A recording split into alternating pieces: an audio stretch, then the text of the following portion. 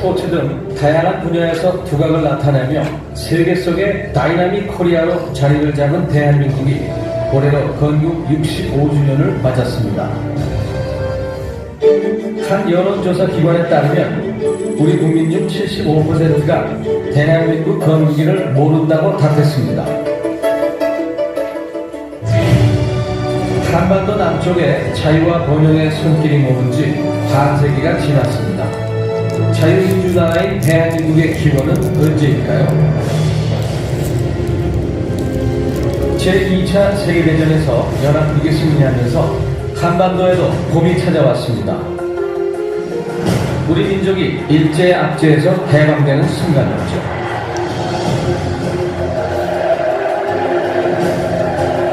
하지만 해방의 기쁨도 잠시, 한반도는 다시 격렬한 변화의 소용돌이 속에 휩싸였습니다.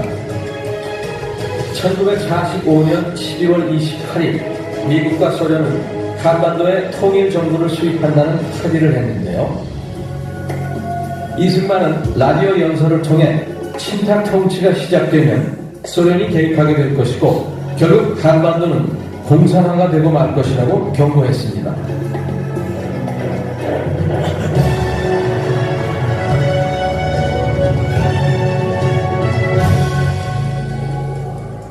히틀러가 항복한 직후부터 소련은 동부 유럽에 위성국들을 세우게 됩니다.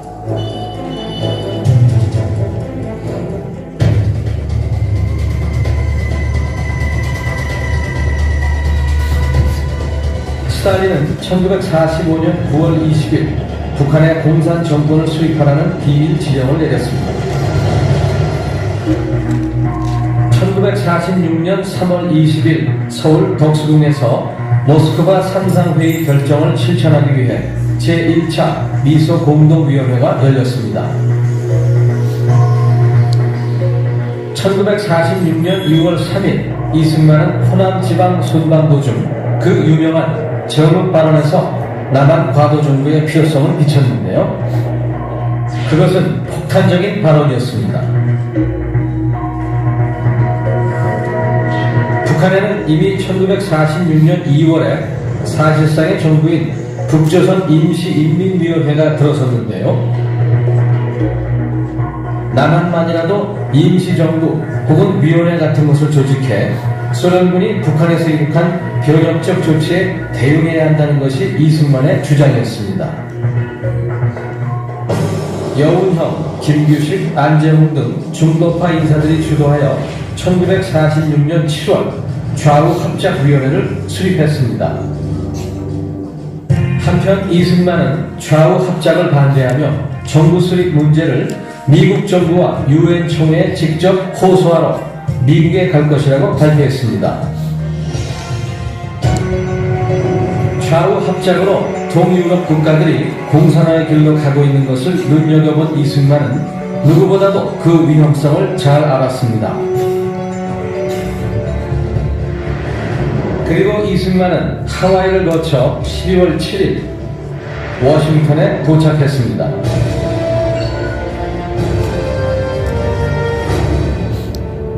미국 정부를 상대로 조속한 정부 수립을 위해 한국 문제를 미소공동위원회로부터 분리하여 유엔 총회에 상정해 줄 것을 호소했지만 어느 누구도 그의 이야기를 들어주지 않았습니다. 이승만이 미 국무부에 제출한 서한의 핵심 내용은 다음과 같은 것이었습니다. 남한에 과도정부를 세웠다가 이후 남북한 총선거를 통해 통일정부를 세운다는 것, 그리고 소련군이 북한에서 철수할 때까지 미군은 남한에 주둔한다는 것이었습니다.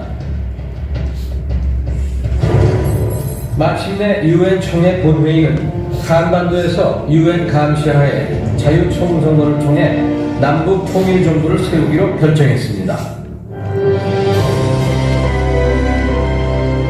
1948년 5월 10일 한국은 역사상 처음으로 자유선거를 치렀습니다. 헌법은 7월 17일 국회에서 공포됐고 국호는 투표를 통해 대한민국으로 결정됐습니다. 새로 태어난 대한민국은 1948년 8월 15일 중앙청 광장에서 대한민국 정부 독립선포식을 거행하며 자유민주주의 국가로 첫 발을 내디딘 것입니다. 건국 아버지들의 현명한 선택과 피땀 흘린 노력으로 비롯된 대한민국 건국이야말로 위대한 기적의 시작이 아니었을까요?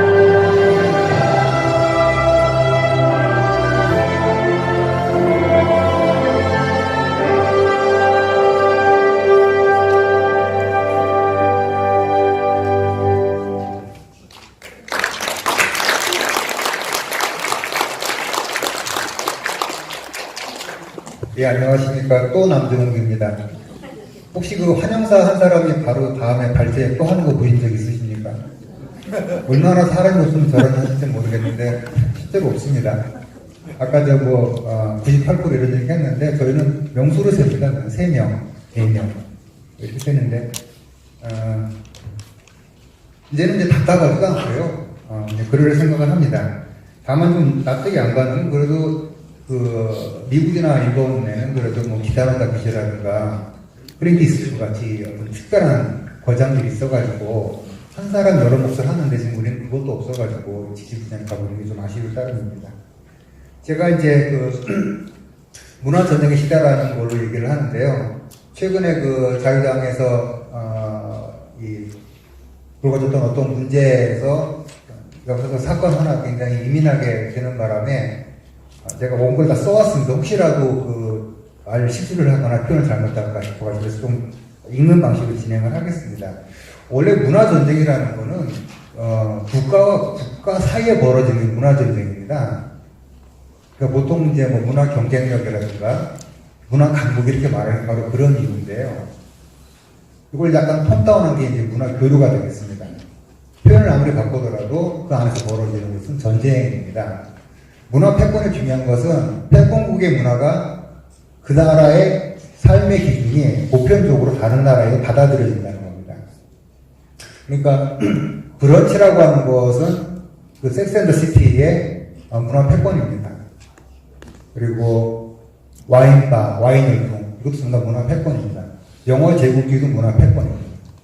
나라 사이에 벌어지는 문화 전쟁인데 이게 유일하게 내전으로 벌어지고 있는 나라가 하나 있습니다.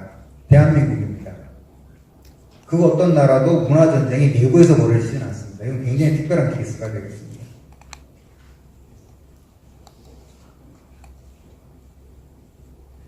제가 생각하는 문화는 두 종류입니다. 첫 번째는 아름다움에 대한 찬사입니다. 두 번째는 위대함에 대한 조롱입니다. 조롱이라고 하니까 오감 되게 안 좋게 들릴 수 있겠는데 20대 청년 이어령이 대한민국 문학계를 다 뒤집으면서 치닫고 올라온 사건, 기성세대의 아니라는 의식을 비웃으며 젊은 세대가 등장하는 것이 이게 바로 문화입니다. 치기, 제기 이런 것들이 문화의 본질이라고 볼 수 있겠습니다. 근데 대한민국에서 벌어지고 있는 현재 이 문화는 위대함에 대한 조롱이 아닙니다.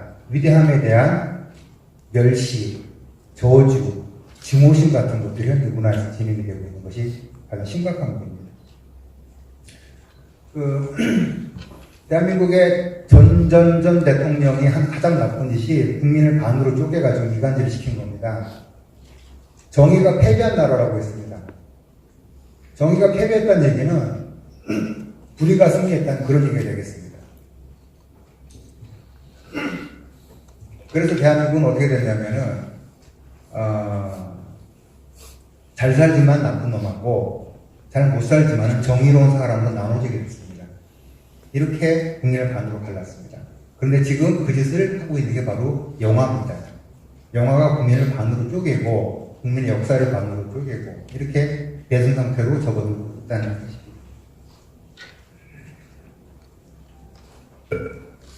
한 나라에서 좌파하고 우파가 문화를 가지고 충돌하는 일은 사실 드문 일이 아닙니다.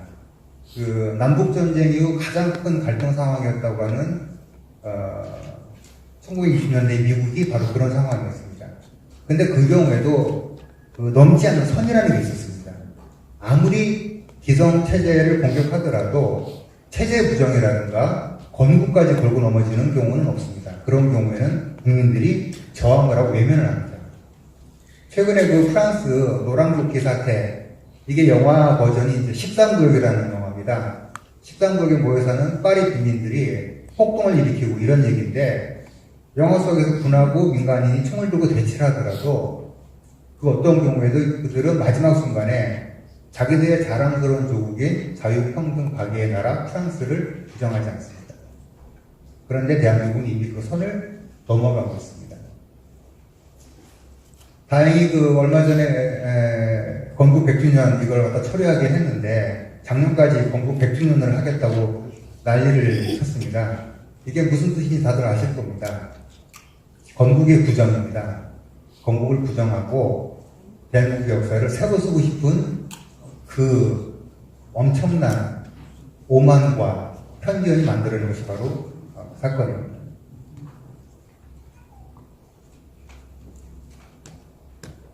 무슨 얘기냐면은, 여기 지금 나온 것처럼 1948년 8월 15일에 건국된 대한민국을 한민족이 걸어온 역사에서 곁가지로 빼겠다는 얘기입니다, 그냥.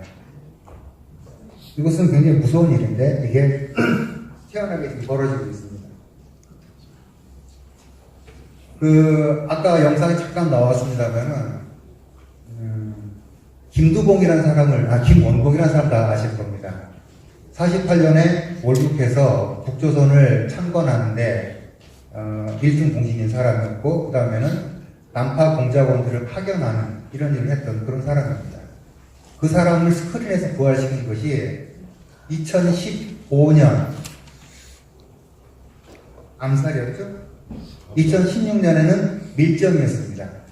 올해는 그 김원봉을 MBC에서 드라마로 만날 수 있습니다. 5월달에 이몽이라는 제목으로 합니다.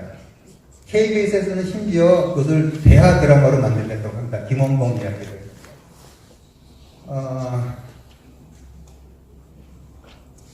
밀정에서 김원봉 역할을 누가 맡았냐면은 조승우가 맡았습니다. 그 다음에 암살에서 김원봉 역할은 이병헌이 맡았습니다. 올해 TV에서 방영하는 김원봉은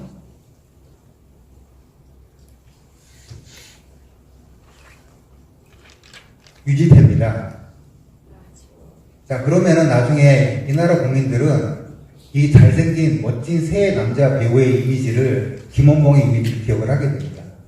이렇게 되면서 임시정부의 대통령이었던 이승만은 사라지고 그 자리를 차지하는 것은 김본봉이 됩니다. 이게 바로 문화전쟁의 결과입니다.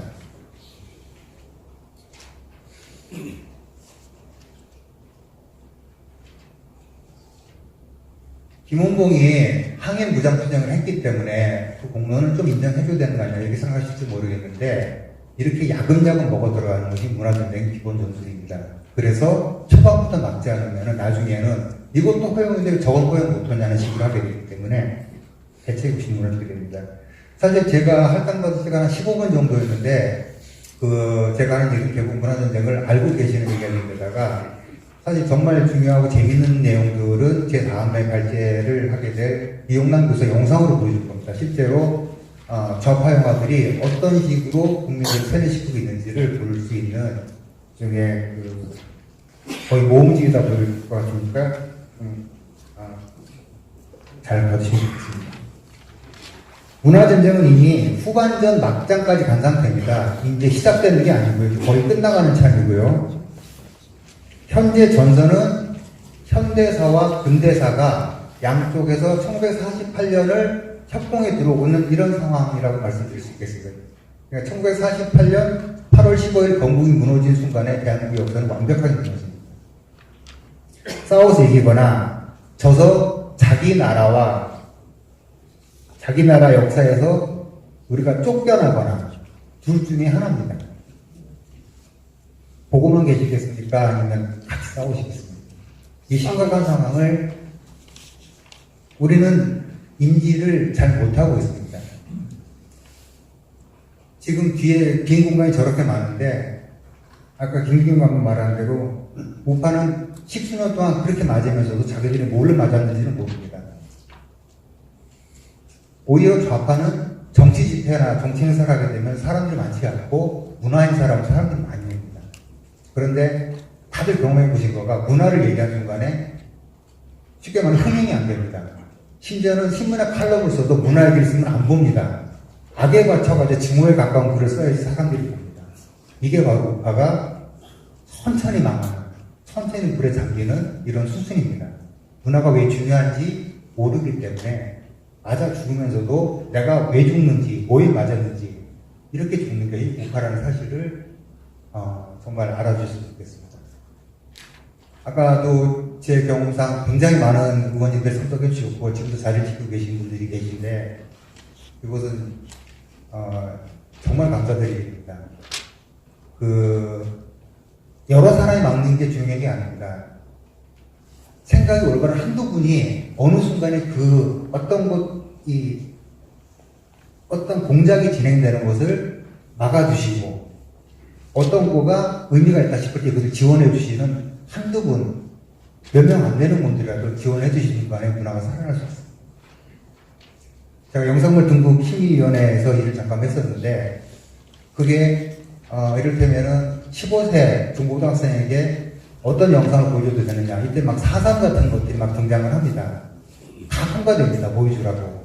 이때 제가 그거 다 막았습니다.